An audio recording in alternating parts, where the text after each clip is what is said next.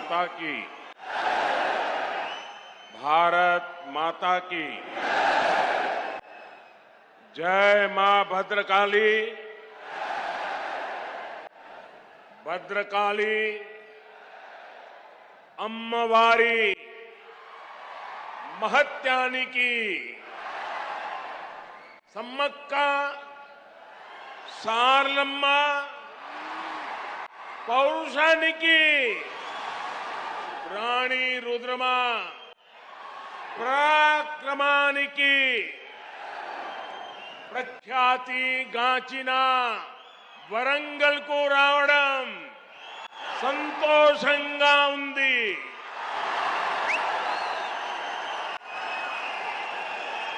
आज मैं एक बीजेपी कार्यकर्ता के रूप में वारंगल में आप सबके बीच आया हूं। ये क्षेत्र जनसंघ के जमाने से ही हमारी विचारधारा का मजबूत किला हुआ करता है। जब संसद में बीजेपी की सिर्फ 2 सीटें थी, तब हनुमान कांडा से सी जंगा रेड्डी जी सांसद हुआ करते थे। आज बीजेपी दुनिया का सबसे बड़ा राजनीतिक दल है, तो इसमें तेलंगाना की इस धरती की बहुत बड़ी भूमिका है। मुझे खुशी है कि अब यहां बीजेपी का निरंतर विस्तार हो रहा है। 2021 में यहां के म्युनिसिपल कॉरपोरेशन के चुनाव में बीजेपी अपने प्रभाव का ट्रेलर दिखा चुकी है। इतनी बड़ी संख्या में आप यहां पहुंचे हैं, इसका संदेश साफ है। अब विधानसभा चुनावों में बीजेपी यहां बीआरएस और कांग्रेस दोनों का पत्ता साफ करने जा रही है। साथियों, यहां आने से पहले मुझे तेलंगाना के विकास से जुड़े हजारों करोड़ रुपए का प्रोजेक्ट का शिलान्यास करने का अवसर मिला है। इनसे इस क्षेत्र में सुविधा तो बढ़ेगी ही, रोजगार के भी नए अनेक अवसर बनेंगे। पिछले 9 वर्षों में केंद्र की बीजेपी सरकार ने तेलंगाना के विकास के लिए पूरी शक्ति से काम किया है। आज तेलंगाना में करीब 36,000 करोड़ रुपए के नेशनल हाईवे प्रोजेक्ट पर काम चल रहा है। 2014 में तेलंगाना के लिए जो रेल बजट था, आज उसका 17 गुना 17 टाइम अधिक रेल बजट तेलंगाना के पास है। भाजपा का लक्ष्य यही है, तेलंगाना विकसित बने, तेलंगाना भारत को विकसित बनाए। साथियों, भारत की आत्मनिर्भरता में तेलंगाना की भूमिका बहुत बड़ी है। जब भारत ने तय किया है कि हम कोरोना की वैक्सीन, भारत की अपनी वैक्सीन बनाएंगे, तो तेलंगाना के लोगों ने आगे बढ़कर अपना दायित्व निभाया। जब भारत ने तय किया कि हम दवाइयों के लिए कच्चा माल बनाएंगे, तो तेलंगाना के लोग नई ऊर्जा के साथ जुट गए। जब भारत ने तय किया कि हम मेड इन इंडिया पर बल देंगे, तो तेलंगाना के मैन्युफैक्चरर्स ने पूरी ताकत लगा दी। जब भारत ने तय किया कि हम यूरिया में आत्मनिर्भर होंगे, तो बरसों से बंद रहा रामागुंडम खाद कारखाना फिर से सजीव हो उठा। और साथियों, जब भारत ने अपनी रेल को आधुनिक बनाने का फैसला किया, तो भी इसमें तेलंगाना ही अपनी बड़ी भूमिका निभा रहा है। अब काजीपेट में वैगन बनाने की नई फैक्ट्री बन रही है।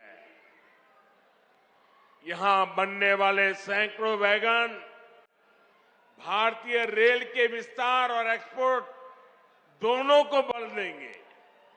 भाइयों और बहनों, बीते 9 वर्षों में पूरी दुनिया में देश का इतना गौरव बढ़ा है, भारत को लेकर आकर्षण बढ़ा है। इसका भी फायदा तेलंगाना को हुआ है। यहां पहले के मुकाबले अब ज्यादा इन्वेस्टमेंट आ रहा है और इस ज्यादा इन्वेस्टमेंट का फायदा तेलंगाना के युवाओं को हो रहा है, उसे नौकरी मिल रही है। भाजपा सरकार ने दुनिया में भारत की जो साख बढ़ाई है, ये उसी का नतीजा है। लेकिन सवाल ये है कि यहां तेलंगाना में जो सरकार है, उसने क्या किया? साथियों, यहां की राज्य सरकार ने सिर्फ 4 काम किए हैं। यहां की सरकार ने सिर्फ 4 काम किए हैं। पहला, सुबह शाम मोदी को, केंद्र सरकार को रेगुलरली गाली देने का काम किया है। पूरी डिक्शनरी इसी काम में लगाई है। दूसरा काम क्या किया है? एक परिवार को ही सत्ता का केंद्र बनाने का और खुद को तेलंगाना का मालिक साबित करने का काम किया है। तीसरा काम क्या किया है? इन्होंने तेलंगाना के आर्थिक विकास को चौपट कर दिया। चौथा काम क्या किया? चौथा, इन लोगों ने तेलंगाना को भ्रष्टाचार में डुबो दिया। आज तेलंगाना में ऐसा कोई प्रोजेक्ट नहीं है जिसमें भ्रष्टाचार के आरोप नहीं है। केसीआर सरकार यानी सबसे भ्रष्ट सरकार।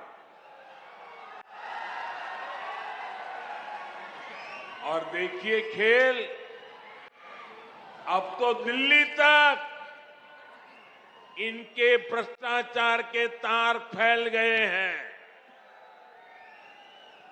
हम पहले 2 देशों या 2 राज्यों की सरकारों के बीच विकास से जुड़े समझौतों की खबरें सुना करते थे कि भाई विकास के लिए 2 राज्यों ने समझौता किया, पानी के लिए 2 राज्यों ने समझौता किया, ऐसी खबरें आती थी।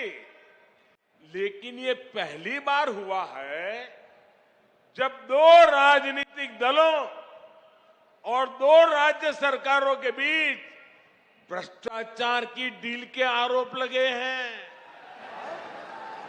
ये दुर्भाग्य है कि जिस तेलंगाना के लिए जनता ने इतना संघर्ष किया, इतने बलिदान दिए, उस जनता को ऐसे दिन देखने की नौबत आई है। और साथियों, मैं एक और बात कहूंगा। यहां सत्ता में जो परिवार बैठा है, जो करोड़ों को घोटालों में लिप्त है, जिस पर जांच एजेंसियों का शिकंजा लगातार कस रहा है, जिसकी पोल तेलंगाना के लोगों के सामने खुल चुकी है, वो परिवार अब तेलंगाना की जनता को गुमराह करने के लिए, माइंड डाइवर्ट करने के लिए नए नए हथकंडे अपना रहे हैं।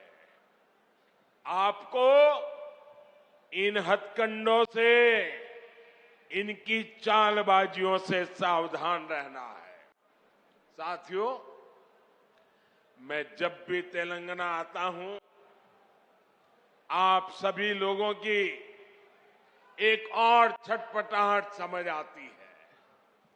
आप लोगों ने कभी नहीं सोचा था कि एक दिन इस तरह परिवारवादी राजनीति के शिकंजे में हमारा तेलंगाना फंस जाएगा।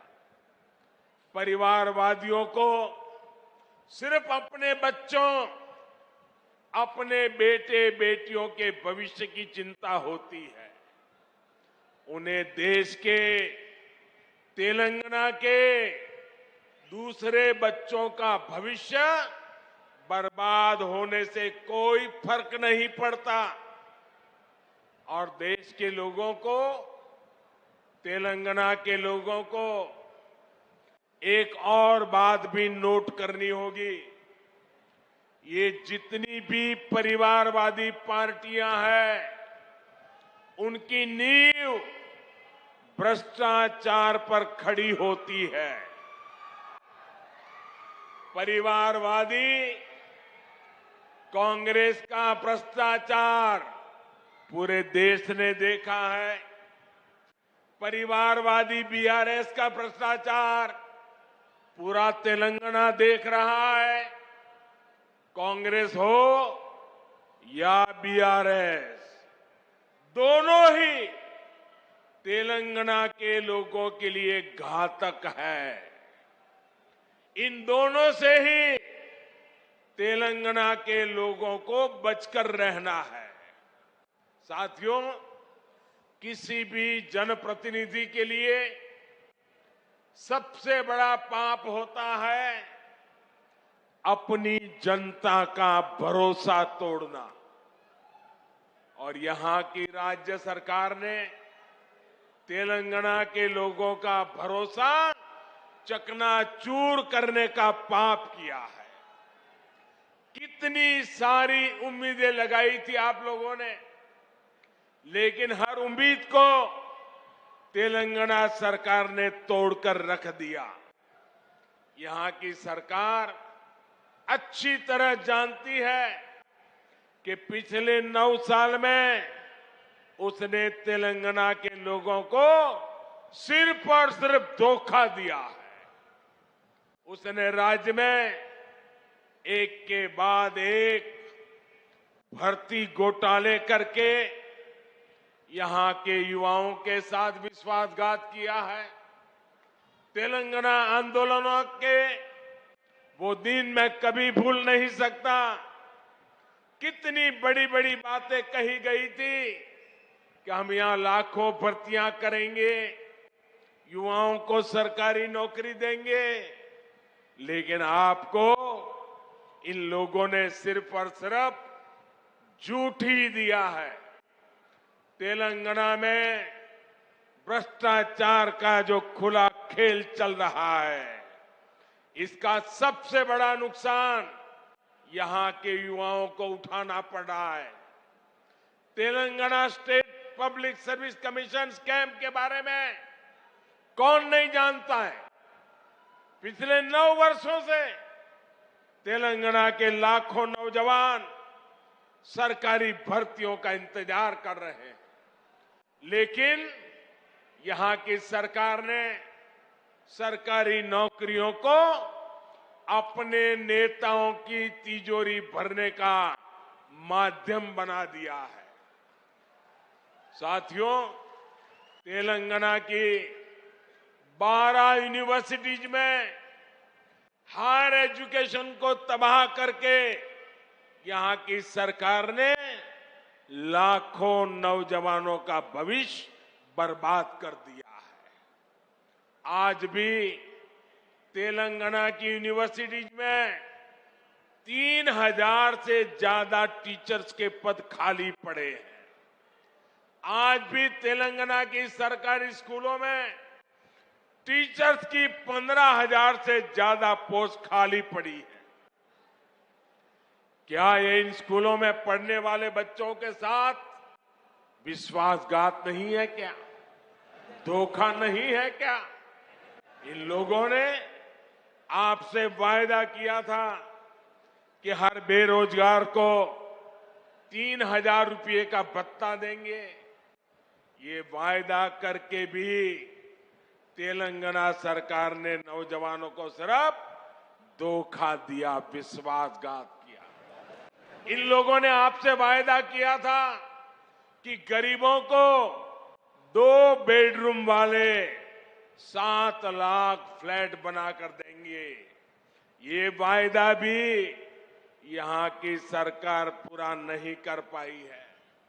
ये लोग किसानों के 1 लाख रुपया तक के कर्ज को माफ करने की बात भी कहा करते थे, लेकिन इस वायदे पर भी इनकी सरकार ने तेलंगाना के लोगों को सिर्फ विश्वासघात ही दिया है।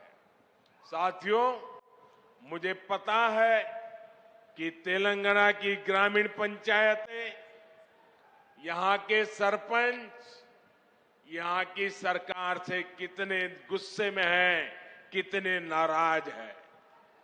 ये बीजेपी की केंद्र सरकार है जिसने तेलंगाना की ग्राम पंचायतों को 12,000 करोड़ रुपए से ज्यादा सीधा देने का सुनिश्चित किया है। यहां की ग्राम पंचायतें ज्यादातर काम सेंट्रल फंड से ही करा रही है।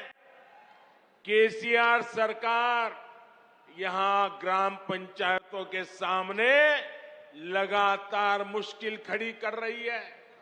इसलिए तेलंगाना की हजारों पंचायतें भी अब यहां की परिवारवादी सरकार को पटखनी देने का इरादा कर चुकी है। साथियों, बीजेपी सरकार ग्रामीण अर्थव्यवस्था को मजबूत करने के लिए गांवों में ज्यादा से ज्यादा खर्च कर रही है। पैडी प्रोक्योरमेंट के माध्यम से यहां के धान किसानों को पिछले 9 साल में 1,30,000 करोड़ रुपए से ज्यादा दिए गए। मनरेगा के तहत तेलंगाना के गांवों में करीब करीब 25,000 करोड़ रुपए का काम कराया गया है। पीएम किसान सम्मान निधि के जरिए भी तेलंगाना के करीब 40 लाख किसानों के बैंक खाते में 9,000 करोड़ रुपए सीधे भेजे गए हैं। पीएम आवास योजना के तहत जो करोड़ों घर बनाए गए हैं, उनसे भी हजारों करोड़ रुपए ग्रामीण अर्थव्यवस्था में पहुंचे हैं। साथियों, बीजेपी ने निरंतर प्रयास किया है कि किसानों को सशक्त करें, उनके खर्च कम करें, उनकी आय बढ़ाएं। हमने लागत का 1.5 गुना एमएसपी देने का वादा किया था। हमने वो गारंटी को पूरा करके दिखाया। हमने दाल की एमएसपी पर रिकॉर्ड खरीदी करके हमारी गारंटी पूरी की। हमने सिंचाई के नेटवर्क को सशक्त करने का वादा किया था, वो गारंटी भी हमने पूरी की। किसानों को कोल्ड स्टोरेज की दिक्कत ना हो, इसके लिए दुनिया का सबसे बड़ी भंडारण योजना पर पूरा काम हो रहा है। आप जानते हैं कि जो 7 मेगा टेक्सटाइल पार्क देश में बनने वाले हैं, उनमें से भी एक यहां तेलंगाना में बनने जा रहा है। इन सभी प्रयासों का लाभ यहां के किसानों को होगा, हमारे कॉटन ग्रोवर किसानों को होगा। भाइयों बहनों, तेलंगाना की सरकार ने गरीब, दलित, पिछड़े आदिवासियों को सिर्फ झूठे वादे दिए, झूठी घोषणाएं दी, लेकिन केंद्र की बीजेपी सरकार ने सही मायने में इन वर्गों को सशक्त किया है। वारंगल सहित इस पूरे क्षेत्र में बड़ी संख्या में आदिवासी और पिछड़े समाज के लोग रहते हैं। पहले की सरकारों में हमारे आदिवासी भाई बहनों के साथ सौतेला व्यवहार किया जाता था। सड़कें हो, पीने का पानी हो, स्कूल हो, अस्पताल हो, हमारे ट्राइबल भाई बहन का नंबर सबसे अंत में आता था। आदिवासी क्षेत्रों के विकास के लिए बीजेपी ने पहले की सरकारों की सोच और अप्रोच दोनों को बदल दिया। हमने आदिवासी क्षेत्रों में सैकड़ों नए एकलव्य मॉडल स्कूल खोले। हमने वन उपज के सही दाम देने के लिए एमएसपी का दायरा बढ़ाया। हमने जनधन केंद्रों के माध्यम से रोजगार के नए साधन तैयार किए। आज आप देख रहे हैं कि इन आदिवासी क्षेत्रों में 6 लेन के 4 लेन के हाईवे बन रहे हैं, इंडस्ट्रियल कॉरिडोर बन रहे हैं, मिशन मोड पर 4G नेटवर्क की सुविधाएं तैयार की जा रही है। आदिवासी परिवारों में सिकल सेल एनीमिया की बहुत बड़ी दिक्कत है। अब बीजेपी सरकार ने सिकल सेल एनीमिया को जड़ से हटाने के लिए भी अभियान शुरू किया है। साथियों, आजकल कुछ लोग चुनाव से पहले जनता को गुमराह करने के लिए झूठी गारंटी लेकर आ रहे हैं। बीजेपी चुनाव के लिए झूठी बातें या झूठी गारंटी कार्ड नहीं बांटती। अगर बीजेपी हर गरीब परिवार को मुफ्त राशन देने की बात करती है, तो पूरा राशन गरीब के किचन तक पहुंचता है। बीजेपी अगर आयुष्मान भारत कार्ड देती है, तो 5 लाख रुपए तक का मुफ्त इलाज हर गरीब परिवार को मिलने लगता है। अगर बीजेपी घर घर टॉयलेट बनाने का अभियान शुरू करती है, तो हर गरीब, दलित, पीड़ित, पिछड़े आदिवासी के घर तक सुविधा पहुंचती है। अगर बीजेपी गरीब परिवार की बहनों को नल से जल देने का भरोसा देती है, तो ये काम पूरा करके भी दिखाती है। तेलंगाना की जनता ये सब कुछ अनुभव कर रही है।